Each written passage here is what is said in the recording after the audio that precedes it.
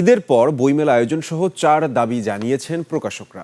জাতীয় প্রেস ক্লাবের সংবাদ সম্মেলনে তারা বলেন, সরকার ঘোষিত 20 ফেব্রুয়ারি থেকে 15 মার্চ সময় কোনো বিবেচনাতেই মেলার জন্য অনুকূল নয়। জাতীয় নির্বাচনের মাত্র এক সপ্তাহ পরে বিশাল আয়োজনে ছাপাখানা, স্টল কর্মী এমনকি ক্রেতাও পাওয়া সম্ভব নয়। তারপরও রোজা ও ঈদের চাপে লোকসানের মুখে পড়বে প্রকাশনা খাত, এমন আশঙ্কা প্রকাশকদের। আদিত্য মামুনের রিপোর্ট।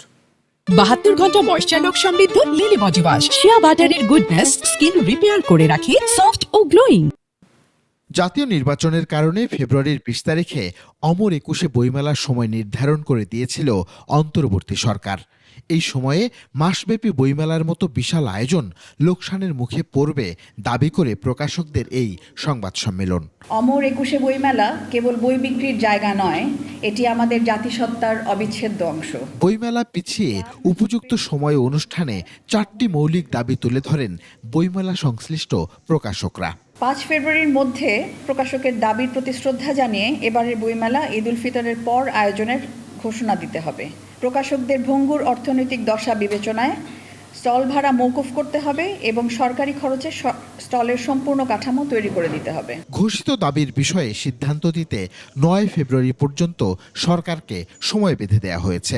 সাধারণ প্রকাশকদের পক্ষে আসন্ন বইমেলায় অংশগ্রহণ করা কার্যত অসম্ভব হয়ে পড়বে।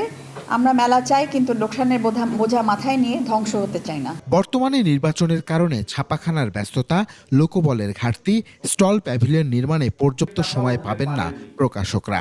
এই মেলাটি আপনারা জানেন যে আয়োজন হয় প্রকাশকদের অর্থ, প্রকাশকরা যে স্টল ভাড়া দেয় সেটি, এবং আপনার স্পন্সরের থেকে কিছু টাকা নিয়ে।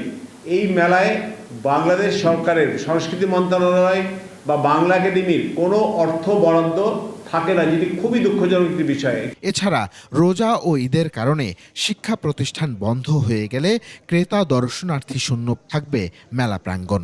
ঈদ উল ফিতরের 3 দিন আগে মেলার মাঠে কে যাবে আপনি বলেন? আমাদের মেলায় কিন্তু 21 ফেব্রুয়ারি থেকে শুরু করে মেলার শেষ দিন পর্যন্ত একটা ভালো পাঠক সমাগম ঘটে এবং মূল বই বিক্রিটা হয় ওই সময়টায়। যে মেলা আয়োজনের পরিকল্পনা হয়েছে তার থেকে আপনার রমজানের পরে প্রতিকূল অবস্থা যদি একটু থাকেও সেটাকে সেইভাবে আমাদের প্রস্তুতি নিয়ে আমাদের মেলাটা যদি আমরা আয়োজন করি, সেটি অনেক ভালো একটি মেলা হবে। সার্বিক বিষয় বিবেচনায় ঐতিহ্যবাহী অমর 21 বইমেলার মান ও সংশ্লিষ্ট খাতের লোকসান মোকাবেলায় যুক্তিসঙ্গত সিদ্ধান্তই আসবে সরকারের পক্ষ থেকে, এমন প্রত্যাশা প্রকাশকদের। বিশাল ক্ষতিগ্রস্ত হবে প্রকাশনা শিল্প, প্রকাশকরা। আদিত্য মামুন, 21 টেলিভিশন, ঢাকা।